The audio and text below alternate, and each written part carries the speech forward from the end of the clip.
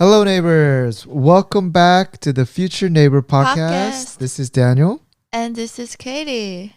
This episode is brought to you by Gochujar. I know a lot of you guys have been waiting for the Modori cookware, the Sodam cookware set. That one was out of sale or out of stock for the last 2 months. And we're getting the next shipment in soon. So if you put your name on the wait list, we're going to go in order and push those out to you. Thank you for your patience. And after that, we also have their new cookware set. They have these like the egg pan, the one that you make keranmari. It's the rectangle. Square one. Yeah.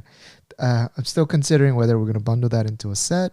And then we also have their eating one person ceramic bowl sets too. So I know a lot of people really want Modori stuff, and we're just waiting for it to come into our warehouse as well. But we also have a lot of other products. So if you haven't visited Gochujar in a while, this is the time. Go to gochujar.com. Yes, listen to Katie. All right, so neighbors, it's been a while. Man, we have a lot of stuff that we can talk about. We were in Jeju-do. We just got back. Oh, yeah. We did an impromptu trip so that Katie could get her open water scuba license. How was it? Which I successfully finished. Yes. How was it? How did you like the entire experience of being in the water? What did you think? Yeah, it was good overall, but this was my second time going underwater scuba, because the first time was during our honeymoon, which is a few months ago, and then both of these times I was scubaing in Jeju water, but I don't think Jeju is the best place to do scuba diving. Like, you don't see all those amazing fishes and all that, diverse like marine life inside. It's not like a poster card aquarium environment. Yeah. The water is rocky. Visibility was low this time. Yeah, and the water is cold more than anything. Like, I haven't really experienced that picture perfect, marine ecosystem yet. So I'm still like waiting to do that, but somehow the order got switched for me, so I got the license. So now I can really, like, once COVID, all this situation gets better, go somewhere in like Southeast Asia and like start exploring the underwater.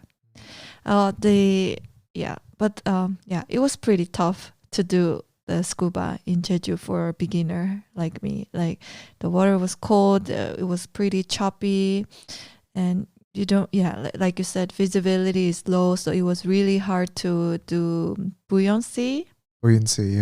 Yeah.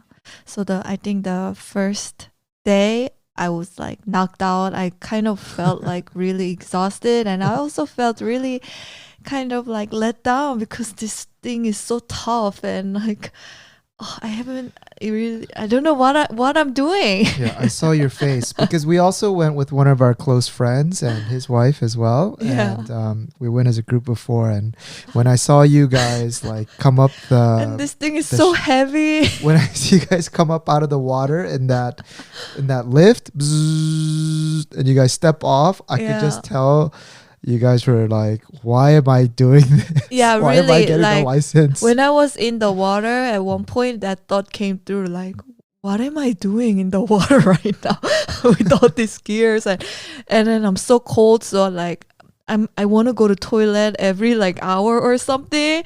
And to do that, I have to take off the suit, and the suit is so uncomfortable. I don't know. I could think of like million other complaints, but it got better actually the second day. Like, somehow the water was a bit easier, and I got used to it. And yeah. You didn't feel like a sense of adventure being down there, or were you just like in high anxiety about like doing the instructions that you were told, and you really couldn't see the aqua life, marine life around? You didn't have time. Yeah, there wasn't really much aqua life. We saw a few fishes, but like my concentration wasn't there. Like, I was so focused on like. Your lips were like purple when you came out. I was like, So it's funny because Katie, I could tell her. Well, I don't know. I think most women, Korean women, get chuita or like just feel cold very quickly or Yeah. can't stand cold weather very well. And I could just see your lips were purple, and you're just like, I was like, so how was the dive? And you're just like, Don't ask me. don't talk to me right now. And I knocked out. Yeah, but you know what? It's good that you train in choppy waters because when you do go to those aquarium like Boracay or the Maldives, it's so easy Yeah, because you that's train what in harder places. that's what my instructor said. And yeah. But now that I finished and I have my hard-earned certificate in front of me, Open water license. yeah, I'm really happy that I did it.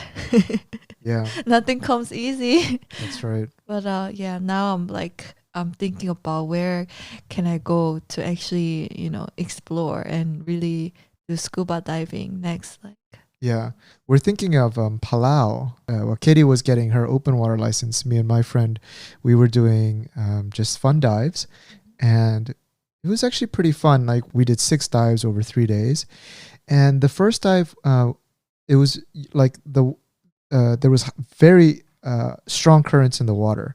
So I never done current diving before, but as soon as I got into the water, it was really hard to keep buoyant or go in one direction. yeah. And then I just saw my teacher, and he was just looked like he was floating in space and so chilled out. Where I'm just like kicking and then like pressing down, or releasing some air, and then I was like, wait a minute, I should just chill, like Finding Nemo, and ride the current like the turtle. And the current really takes you. It was a pretty cool experience. But I could quickly see how But that. I'll feel quite scared.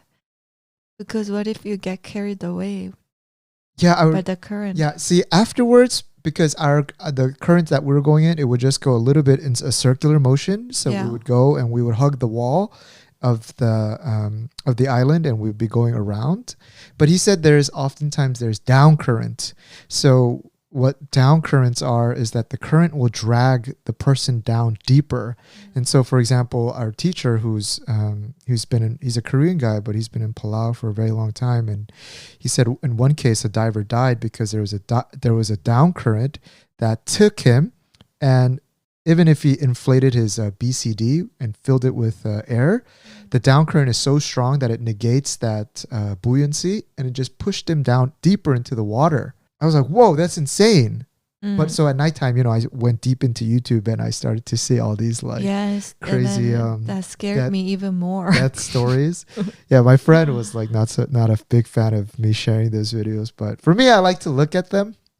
But not it to gives freak you me out. alert about. Yeah, because it always gives me like it always gives me something to reference. Like, for example, I also learned about delta P. Sorry, I'm going to go a little bit on a rant about this, but it's, at least I find it very interesting. So actually, let me finish the thought on the down current. When we're in the water, Yeah. because we did the current diving a few times, our teacher would blow water out of his regulator, and you would see, and he said, look at the bubbles. The air bubbles wouldn't go up to the surface. It would just like kind of go in a circle. And I was like, whoa, what is that? Yeah. But then when we came out of the water, there was a section where the down current, and then there was an up current coming up. So it was creating a washing machine effect. So if you get stuck in that, I don't think it was that strong of a one, but in some cases, Yeah. you can get stuck, and it's very hard to swim out, Oh. right? See, that kind of thing freaks me out.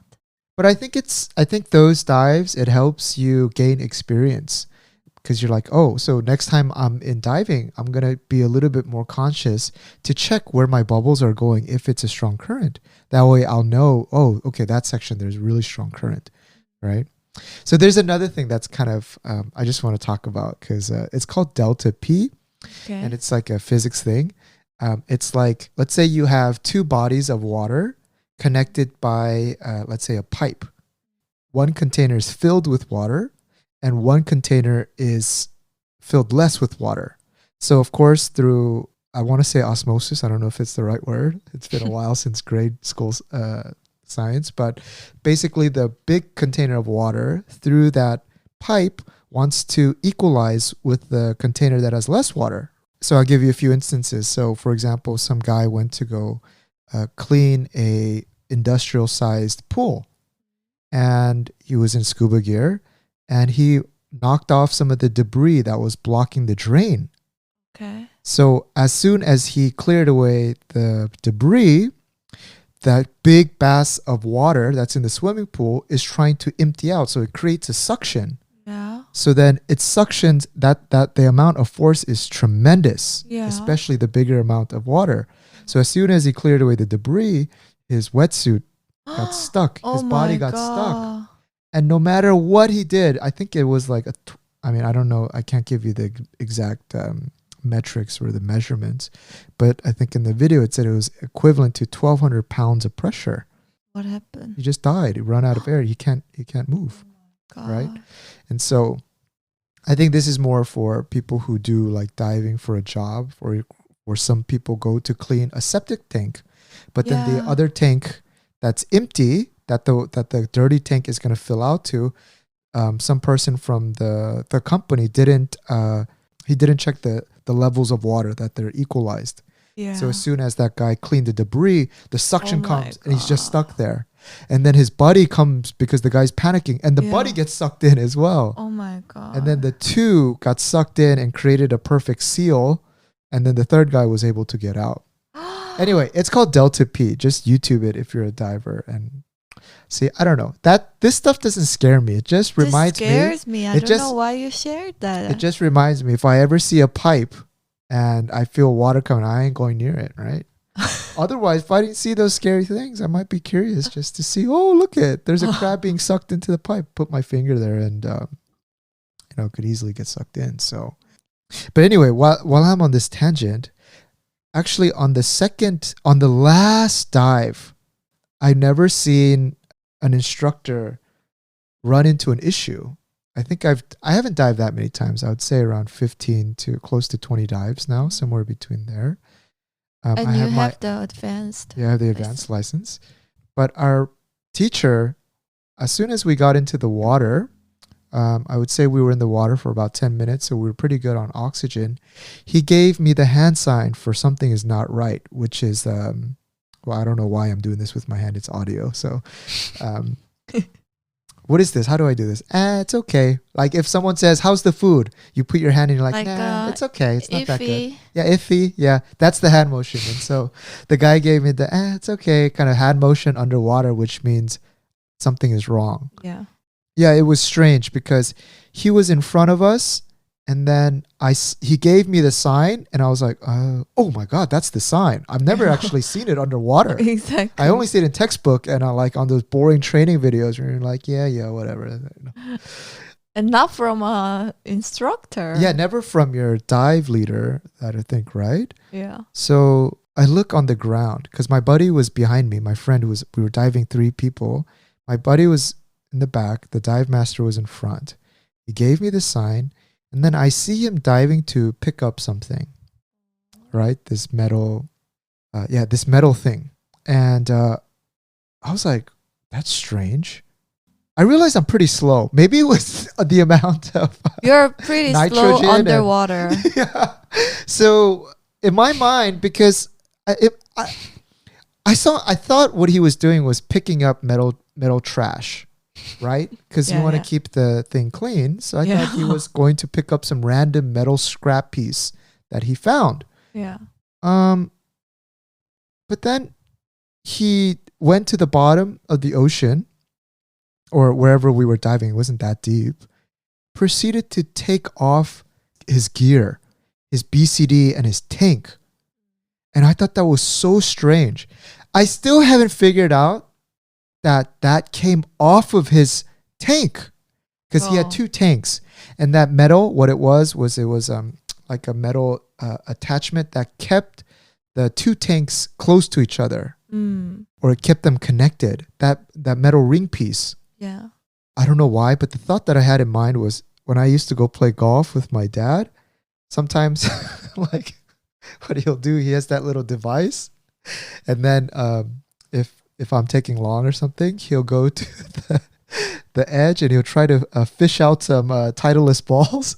Like, like some people hit the balls and they go into the water Yeah. and they just go. My dad likes to pick up new balls. I mean, it's like one of them is like $3, right? Yeah. So I thought he was just, adding a piece to his collection. I don't know why that came into my mind, but it was a strange thought. And yeah, but he took off his gear, and that kind of, I thought was very strange. Unusual.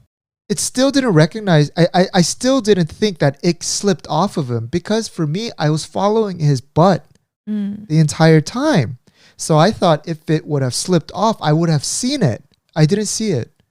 So I think what happened was I looked briefly at a little fish, and then in that brief moment, it fell off of his tank, and then I kept following him. When he was taking off his gear, I tried to help him because I saw part of his strap getting caught. And then he immediately gave me the hand sign to like stay away from me, because if you try to help me out, we're gonna tangle.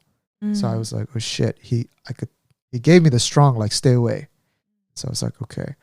And then for the next, I checked my oxygen. I think I was at 130 bars. Like we started off with 200. I was at like 100. Is it bars or PSI? You just took the exam. We use bar in Korea. Okay, yeah. I think I was at like 150 bars. And yeah, he proceeded to try to get the metal cylinder back onto the two tanks. And then he tried to attach it back to his BCD. But then he couldn't because something was missing. And then he pulled out the string, which is for the buoy marker, the SMB. And then he had a knife too. He cut that off, and then he's putting it together. And it was very complex work. Like he tried to fit it into a little hole, then he put it around, and then he thought it was good. But then since the oxygen tanks weren't being held in place and they had oxygen in, they started to lift up and still separate from the BCD. So he couldn't move on. Yeah. And for me, maybe I was having narcosis. No, I wasn't having narcosis, but I don't know why I'm so slow underwater. I didn't put the thought that, again, that it was a kind of a real emergency. I thought he was just, again, trying to scoop up another piece of gear and put it onto his beat. And I was like, in my mind, I was like, this guy's a little bit selfish. This is our last dive.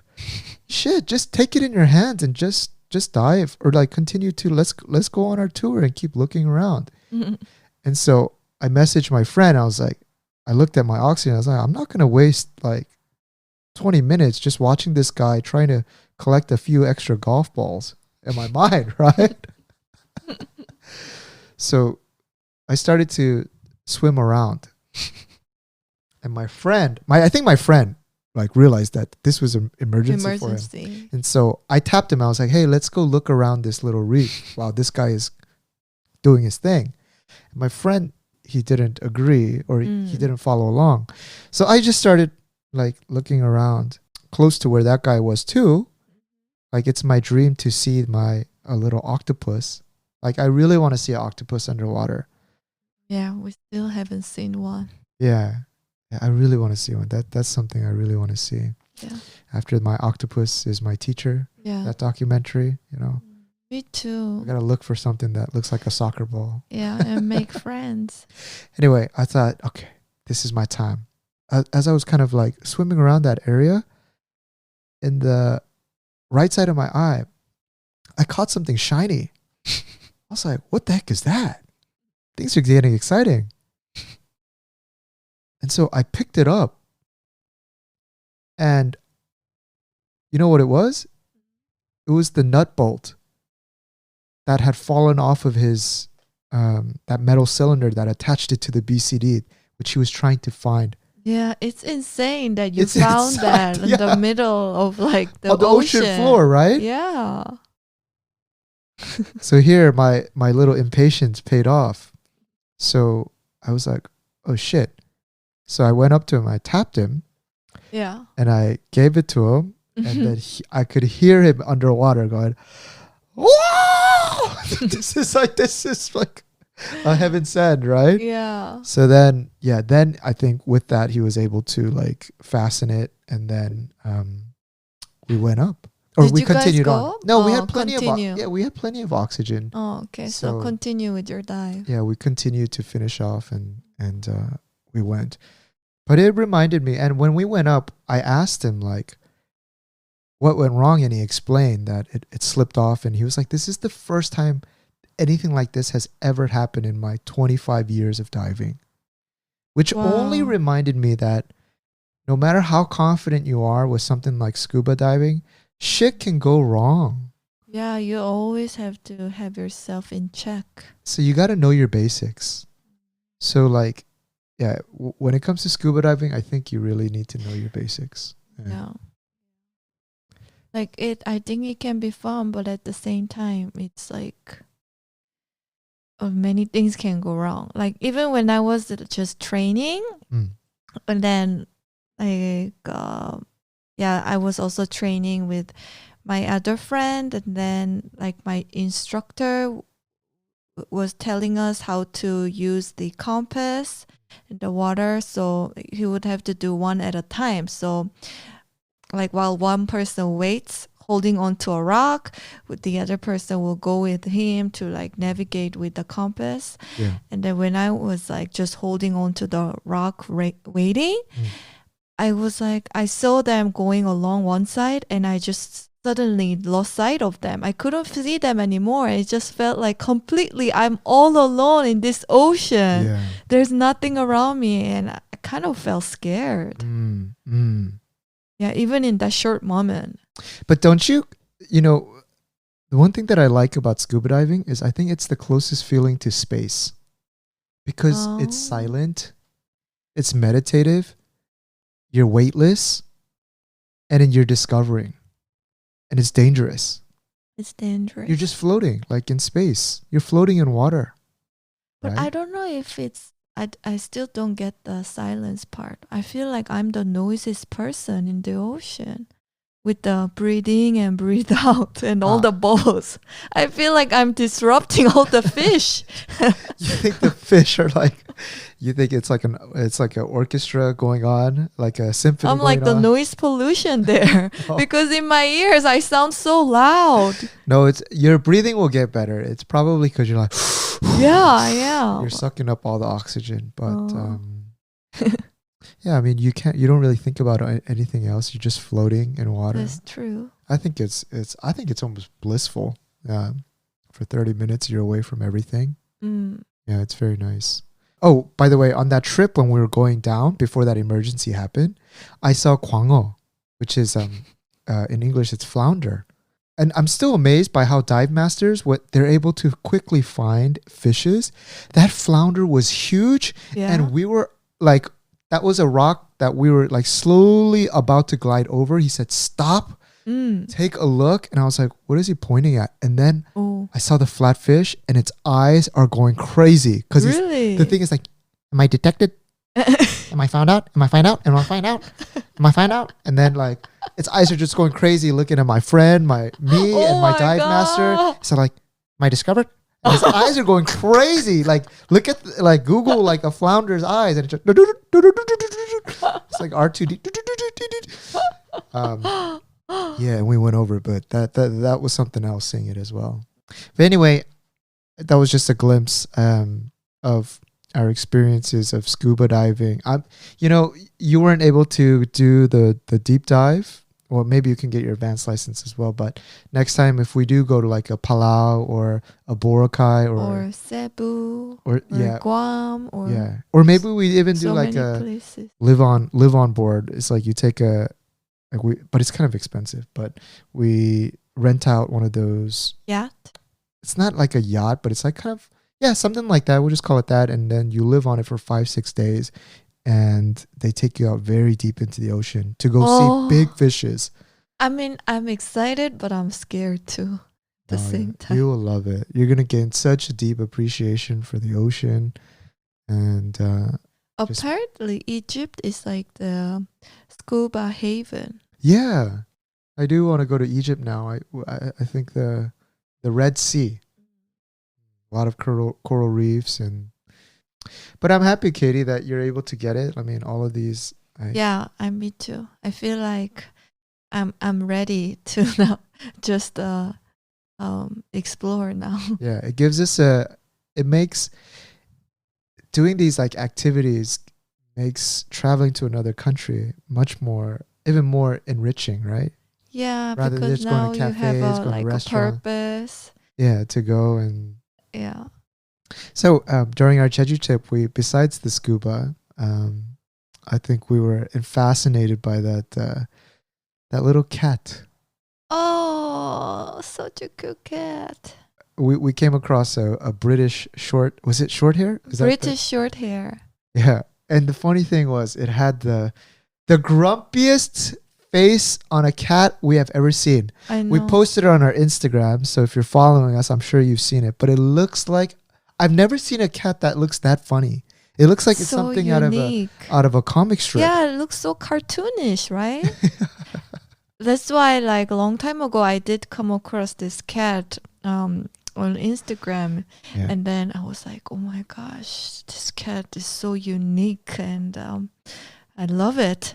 And then so I just remembered the name. It's British short hair, and then the first time I ever came across it in real life, Yeah. it was such a joy. We had dinner and we're just walking out and we came across this beautiful cafe. It was like a bookstore. It was Yeah. nighttime, It was nighttime and the then little suddenly, a little cat came across acting like it was the boss of the neighborhood. yeah. But it looked so angry. Yeah, and then the shop owner was like, "The cat wants some food right now, but then none of us has got any food." It was funny because you try to pet it, and as soon as you pet it, it would take 2 steps to the right and sit. And then if you pet it Yeah. again, it would take 2 steps to the right and sit over there. Like it And was looks pissed a off. little bit, yeah, so sassy. Yeah, that I'm not a big cat person, but seeing that cat, I just thought it was like really picked out of a comic strip or like something out of a movie. Yeah, It yeah, was I unreal. know. We had a lot of good discussions with our friends, and we had some good food. Among one of the foods that we had some 해물탕, which is like kind of like a hot pot packed with like fresh seafood Seafood like ingredients. shrimp, abalone, It had some squid, squid, and like shells. and then the waiter or the waitress, she said something funny because Yeah. my friend, he's non-Korean. He's and she was kind of like having an eye on us to see the reaction of bringing out like fresh seafood that's still alive and then cooking it in front of you. Like Koreans, I don't think even bat an eye because we're used to seeing like 해물탕 or dishes where the live food is cooked in front of you, especially for stews. And so she was explaining that she had a recent guest who was an American who I think came with I think he was married to a Korean person, and the parents-in-law, the like the Korean parents. the Korean parents-in-law, since that American person came to Jeju, wanted to treat him out. They took him to this restaurant, and he like when he saw this dish coming out, and it and had being cooked. and that the sea animals were being cooked raw like that in front of him. It like horrified him, and he decided to walk out of the restaurant. Yeah. And she said, "Oh, He just ate McDonald's. yeah," or something like that. Yeah. And then the in-laws were so disappointed by that. And the reason she was telling it was like, is it okay for your friends? And I was like, because we have a foreigner in our table too. Yeah. So Little do they know that foreigner can eat more Korean food than anyone else. But he's almost Korean. he is Korean in my eyes. I just thought it was like the audacity for that man to stand up and leave is pretty bold.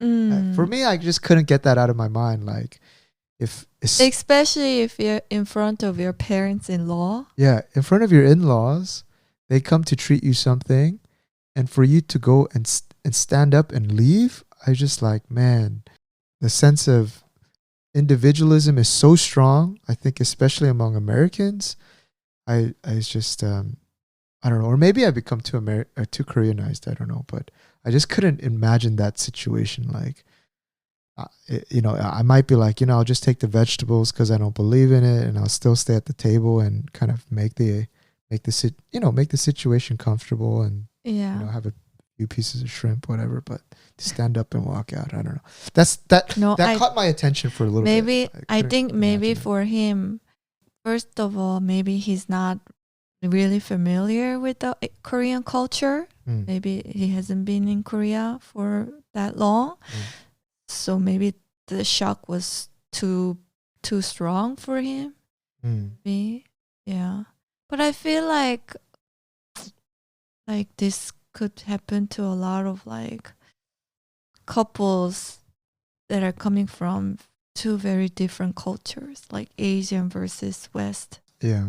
But I wonder if the kind of reaction is like something that's also common.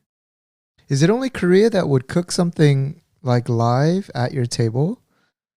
Well, I mean, I think it only pertains to seafood. I don't think we cook anything else that's live. Yeah. Like, it's usually for tang or jjigae. Yeah. Like, we like it fresh, and so like seafood will just boil. And I think the most thing is the octopus. Like, we have also the raw octopus that we cut up, but that's more of a tourist thing. Like, nobody has that regularly. Like 쌍낙지, right? No, it's not a tourist thing. It's like when you go to 횟집, 아저씨s would love to order that. But it's not that common. You won't have 쌍낙지 like regularly. Like, when's the last time we've had it? I've only had it when... It's because we don't really go to 횟집. No, Right. but 쌍낙지 is not that popular. Like, we have 회, but 쌍낙지 is not that popular. Really? Yeah. But Japanese love it. When my Japanese friends came to Korea, it was like a thing to do and try. But anyway, I guess my point is that for me, like, I was trying to think from that guy's like perspective, like, what is so horrifying about it? Maybe he thinks that like even sea animals are like having a painful death that like triggers him. But for me, it's just something that you don't really grow up seeing, so maybe it just shocked him a lot. But maybe that's good for him. Like, seeing that food is actually, if you never grow up cooking, steak is not something that just comes packaged and shows up on in Costco. There's a cow behind it. Yeah. And the prep is dirty. It just, you as a consumer are buying it Never at the very see in it. process. So when Yeah. you see an octopus cook, or like some abalone's moving, like, don't you feel a little bit? For me, I don't know. Maybe it's because I love food. I just appreciative of it. I eat it all. Like, it just tastes delicious. If I try to understand from his perspective, there are people occasionally like who can't eat chicken because as a child they saw like the parent or somebody like actually catch a chicken And wring its neck. Yeah. in front of them, Yeah. and they happen to see that and they just like so traumatized by it, so they don't eat chicken. I've seen those people. Actually, So that makes sense. maybe it's something like similar like that. Traumatic. It's funny because like in a previous podcast we talked about octopus is my teacher and how and how smart they are and wish that. Yeah, I still think of that movie. And it's funny because Why? yeah, because I think our friend was like, "Oh, don't you remember octopus is my teacher? How do you feel about it?" And you know what my answer was? I still remember. I was like, "That's squid. That's not octopus. Octopus is too expensive to be putting there. That's squid." In my brain, I think nature is much more savage. The way that animals die in nature is way more savage. And boiling it in water is like, I don't know. It's not that. I mean, can you think about being eaten by a bear? Okay, or Like a bear, or like in like Africa, like by a lion or something. yeah, they just bite. I don't know. Yeah. Maybe I think that's enough on this topic. But to me, I don't have a hard time with eating seafood. But then if we connect it to like mammals, There, I think, animals. yeah, there, I think I'd be a little bit. If I saw like cows, like at a farm, like just going through the bulk killing and seeing all that, I think it might affect me differently. Somehow, I don't equate the same amount of empathy for a seafood Sea animal. sea animal. No, it's not animal. Abalone is not an animal. How would you say it? A seafood. So could you imagine if they could speak or squeak? Oh. If they could squeak. Oh. Squeak, squeak, squeak, squeak. That, yeah, I think that would turn off a lot of young kids. But at the same time, you're really intrigued by the marine life a lot. You love going to see tidal pools and Yeah, I've had spending time looking. yeah. One of my dream jobs was to be a marine biologist, just to study animals. And I spend a lot of times just watching through like all the nature, especially about like marine life. So yeah, it was like whenever my parents would drive me down to Huntington Beach or near the California coastline, like sometimes you go early and you'll see the tidal waves and just seeing if there's what's in there, seeing the Some little crab. some crabs. Oh man, I'll probably spend hours there. It's just, it captures my curiosity. It still does. That's why I like scuba diving. Seeing the marine animals underwater in their natural habitat and how graceful they are. But then I like food too, so I have no trouble. I mean, I don't know. Maybe some people have this. Guilty feeling. I have no guilty feeling. It's like I appreciate them, and then I also enjoy them. It tastes delicious. Good. Did you have any other reflections from Jeju? Something that came to mind, whether it was like traveling. No, I think just nature is so healing, and we stayed in the southern side of Jeju, and I think is much more beautiful. 서귀포. Yeah, than some other parts of Jeju, and yeah, just being next to the ocean and also surrounded by mountains. And just seeing lots of green around me. Do you think you can live in Jeju-do for an extended period of time? You know, we talk about this a lot, but I go back and forth. Like I love the tranquility. I love the like how clean the air is, everything. But I also enjoy city life in some ways. I love going to like trendy cafes. Yeah. I realize what it is. Taking photos. It's just not the time in our lives. In our 30s, we still have so many things related to purpose, like finding purpose in your life. And like, you know, for us, I don't know, at least for me, a lot of it's achievement oriented and like just pursuing my own happiness in Jeju-do, like just enjoying the moment, surfing, and just that would still give me a lot of anxiety because it doesn't help me like reach my purpose that I've known to be until this age. Yeah. So I wouldn't be able to be happy just looking at tidal pools every day for 4 hours because I'd be in the back of my mind, my devil's advocate would be like, "What the hell are you doing? You're wasting your life." Like, so I think like once you've done the stuff that you need to do, like post 50s, 60s, then like moving out there and enjoying, I think is great. Yeah. I think just going there and spending some time from time to time is like great for now. One other thing that came to mind was, at least for me, when it's been a while since I took a plane. Actually, it hasn't been that while. What was the last time? Maybe a few months. But strangely, I never looked outside the window because I always, you know, I've ridden a lot of planes, so don't look out the window. But you were looking outside the... Yeah. It was a very clear day, so there wasn't much cloud, so we could actually see a nice like view of the city as we were like taking off. And then it was also around like nighttime, so we saw all these like lights coming up, and we started to see, oh my gosh, look how busy and crowded and crazy this place looks, full of people. Mm. And it was kind of disgusting at the same time, like thinking like the density of the people here. Yeah. Yeah. I think for me, at some point too, seeing buildings, then as we get higher, that turning into blocks, and then that turning into just lights, little dots of light. Then just as we get higher, it's just like a little orange glow.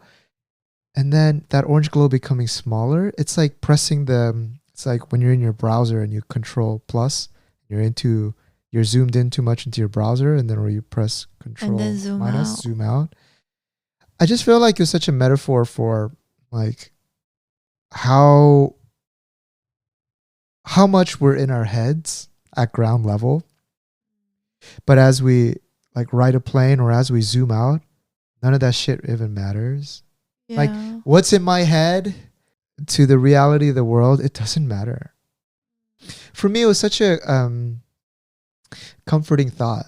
Like the world doesn't really care. This might sound weird, but the world doesn't really care about my concerns, my desires, my purpose. It's very neutral. It doesn't care. Yeah. Even if I died tomorrow, the world would still glow. The world would I'm not that important.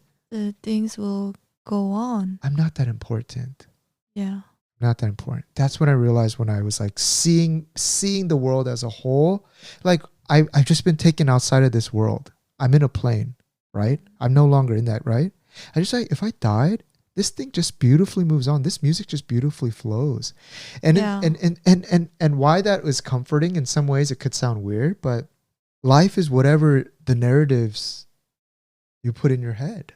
You know what I mean? If you put a lot of emphasis on money and that's what's important, that's what's become important. That's your life. Yeah. If you put a lot of emphasis on like discovering the next caves and achieving some physical, like getting an Olympic gold, that's what becomes important. And there is no there is no one everything is relative. Yeah. There's no universal purpose. It's all relative and what you put into that brain of yours. And so in some ways, a lot of stuff you can let go of. Yeah. I think that is also, yeah, that can sound a little bit sad, but at the same time, it's very comforting. It's comforting that the world doesn't care about you. Yeah. If the world was relying on you, if the whole world, as that's also not good. Yeah, because you have the weight of everybody. Anyway, that was just something that just in my mind, I was just going and I felt really relaxed. And then when I got to Jeju, it was just like, wow, it's a nice thought. And then as we were like coming back down to land, all those lights started to become material things again. And I was like, okay, welcome back to Earth and your problems. And then you turn on your phone and yeah, all these it's like messages. Notifications. I got a message from my friend to come pick me up. Oh no, we landed 15 minutes later. Let's go. Yeah. And so I was thinking, what thoughts would come if you observe, like if you zoomed out enough. So meaning instead of riding an airplane, we took a space shuttle. Oh, and we went to space. Like Mars. Well, not even all the way to Mars. Well, yeah, for Mars, for example. And you see the world and how small the entire world is. All you see is just like blue and land. Yeah, and it's like the size of a small peanut. Zooming out that far, of course that changes your life. You know what I mean? Like I zoomed out from an airplane and I already feel happy. Maybe if I zoom out to that degree, what thoughts would fill my head?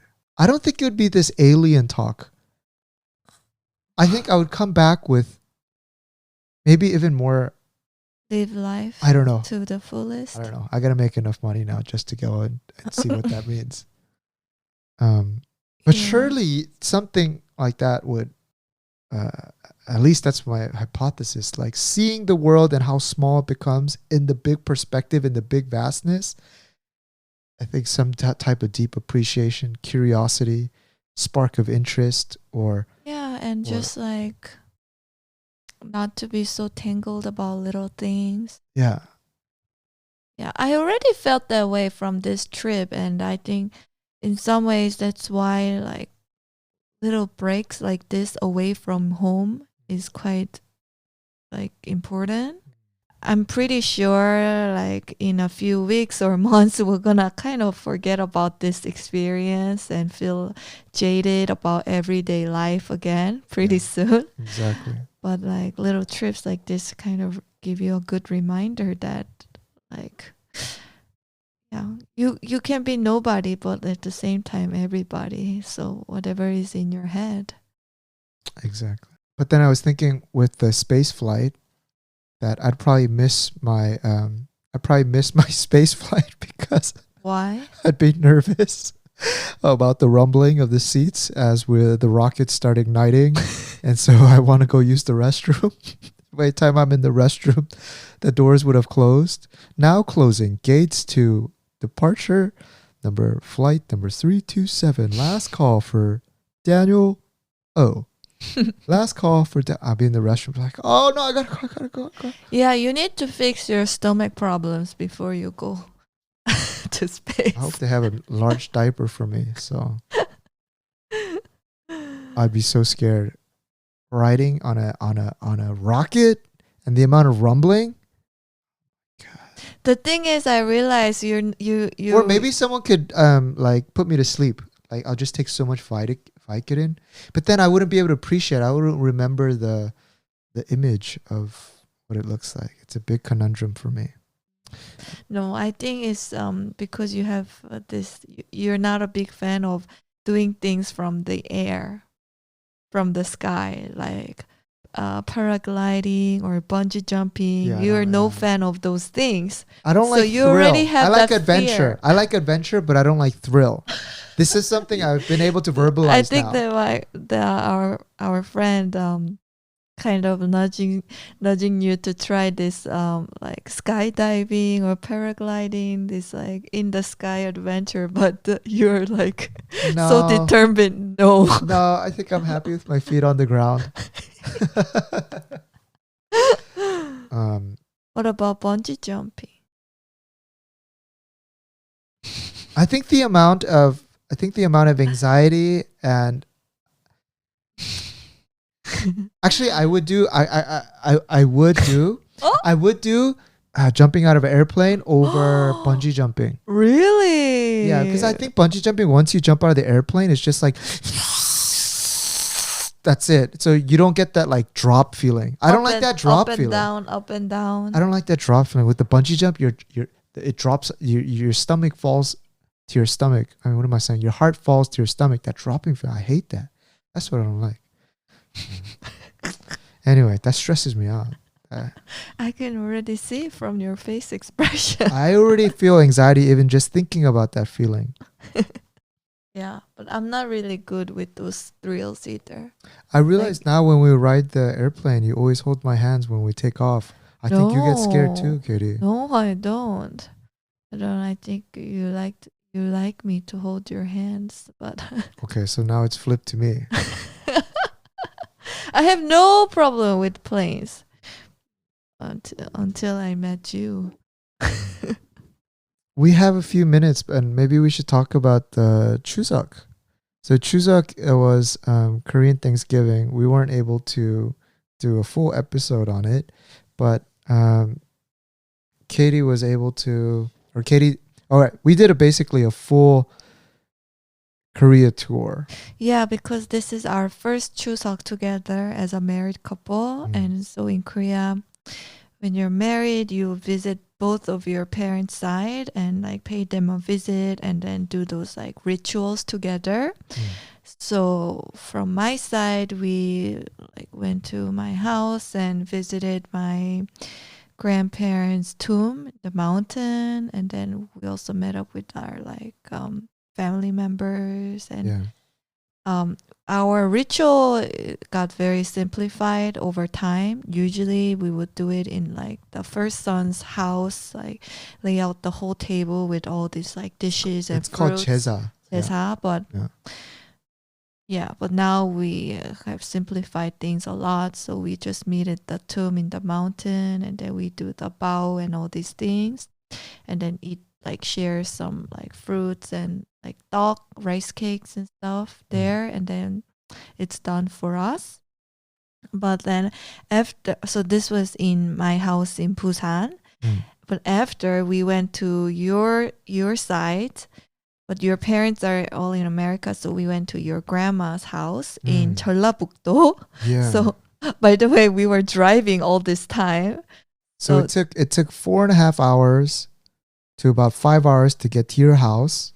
No, it was 6 hours. So we couldn't get hold of the train ticket, so we decided to take our car and drive from Seoul to Busan, which was around 6 hours. Yeah, and by the way, during Chuseok, everybody like salmon goes back to their hometown. It's just this tradition in Korea.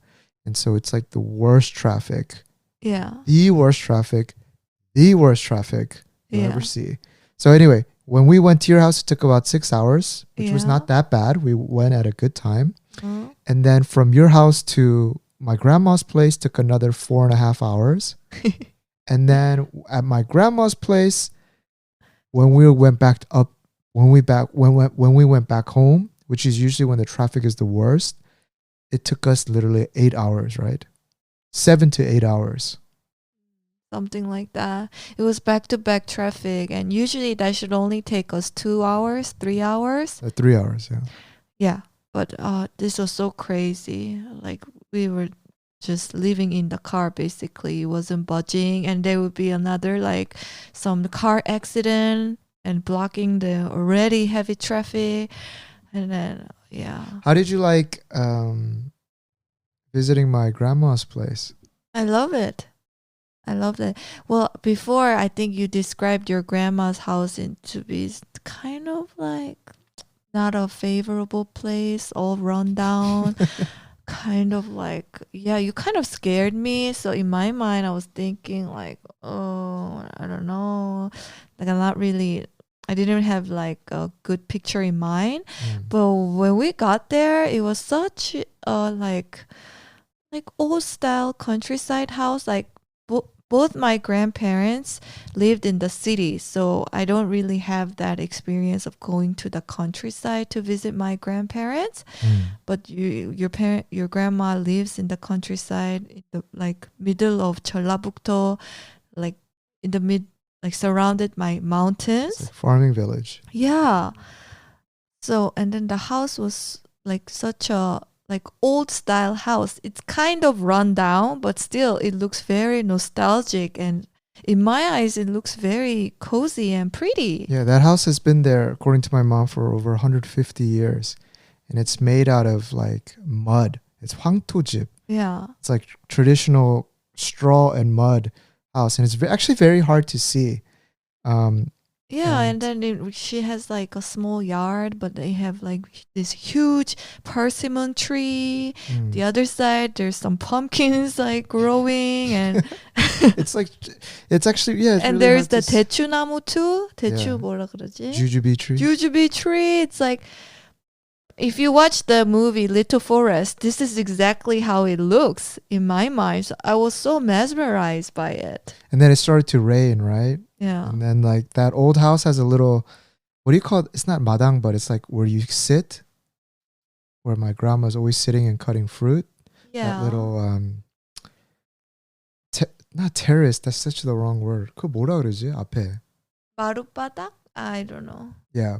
Anyway, there's a little place out in front where she's always sitting, and oftentimes when we go there, we just sit out just to talk, but then you'll see the rain dropping off of the roof in front, and it's very very peaceful. And Yeah, very peaceful. There is no noise. mm, I don't think cars even come that often there, and so quiet at night, like it's kind of goes pitch dark. And my grandma's funny because To her, she's been living there her whole life, so she's always like, "Man, I wish your uncles would just, hurry up and renovate this damn thing. Like, I'm sick of this house." And Kitty's like, "Oh, it's so beautiful," and she's like, "Don't make fun of me."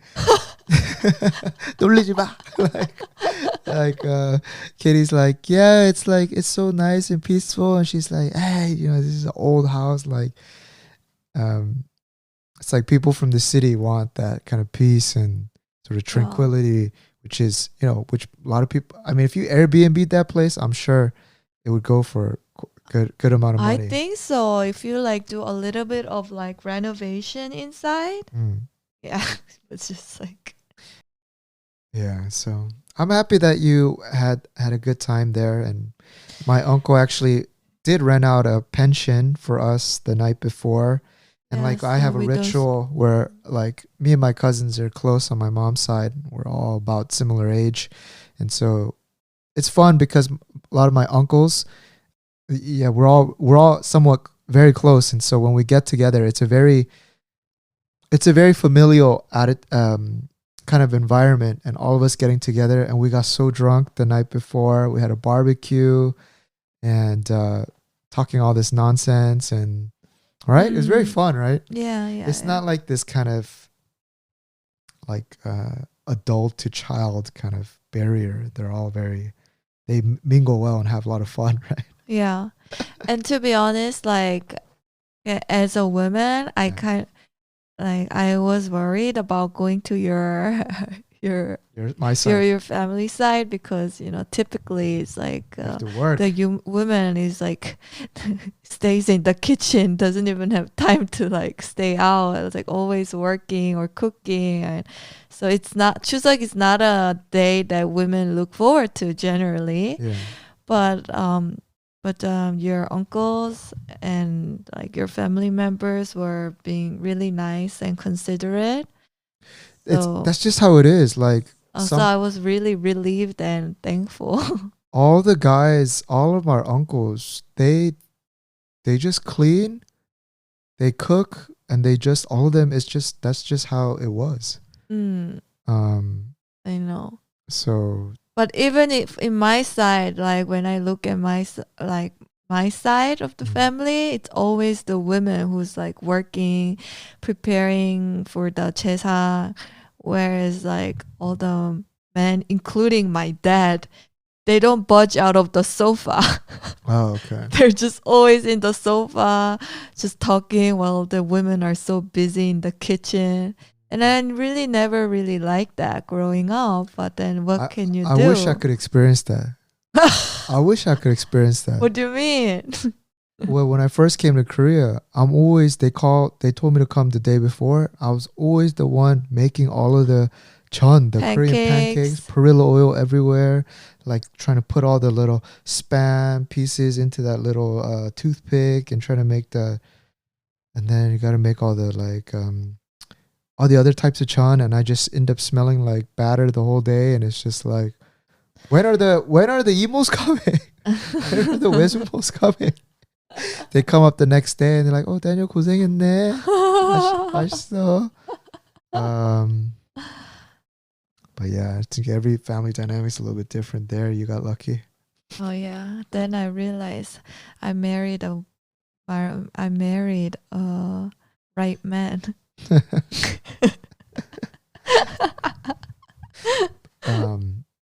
But it's funny because I think you were a little bit nervous because by the time we drove up, you had like a case of indigestion. Yeah, I did. I think so. Like even though like they were generally nice to me, I still did have like this nervousness. Of course. So once we left the house, I started to feel really uncomfortable in my stomach. Couldn't digest, right? Yeah, I had the worst indigestion.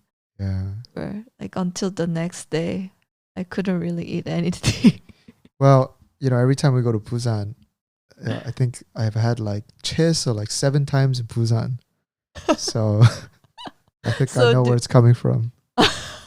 It's like, it's comfortable, but it's not, it's like, oh, now I don't get it now. Now I don't get 최소 in Busan. So I think maybe it takes a few more times. Oh, but I have a question. something's equivalent to the Korean Chuseok in America would be like Thanksgiving. Thanksgiving, right? So in Thanksgiving in America, Hmm. do they also, like when you're married, visit both of your parents' side? Or what how does it work in Thanksgiving in America? I think it's up to the couple. Oh, okay. That's a good question. I'm not sure because I've never married in the States, but I don't know if there's do you go to the guy's side first? Is it generally you go to the guy's side? But I feel like I haven't really heard that they go to visit both sides. So busy like in Korea. Yeah, maybe you just go to one or the other. Like alternate every year. Yeah, because in Korea, you generally go to the guy's side first. Because in Korean culture, the woman has moved out of her village and has moved on to the guy's family. And then you also go out of courtesy to the women's afterwards as well. Yeah, that's a good question. I'm not sure. But Maybe I mean, our listeners will maybe it's tell just the us. proximity. So if the wife's Really? family is living in the same state, then you'll just go. But There's no like traditional things like that you'll have to do. I don't think so. Okay. All right, neighbors. I think that's a wrap for today. We got to get back on the mic regularly. We will. No, because we don't really have any more trips or like, I don't know, national events coming until end of the year. I think we did have a summer of adventure. Just like we went to quite a lot of trips out to the East Coast. We got your scuba license out in Jeju. Yeah, but I think it's time to wrap up, and year is coming to an end pretty fast. Oh my gosh, Q4. What is it? Today is like, yeah, oh my God. It's September 30th, so How soon does it it's go by gonna so be fast? October, November, and then December always disappears. I gotta do the taxes for Q3. Oh, The most dreadful event. I hate doing that. All right, guys, enough. Thank you, neighbors. We appreciate you listening in, and always, if you have any questions or you would like for us to cover some specific topics, feel free to email us. And if you haven't already, drop us a nice review on iTunes or Apple Podcasts. Yes, please. Yes, please. Very appreciated. Thank you for listening. Bye-bye. Bye.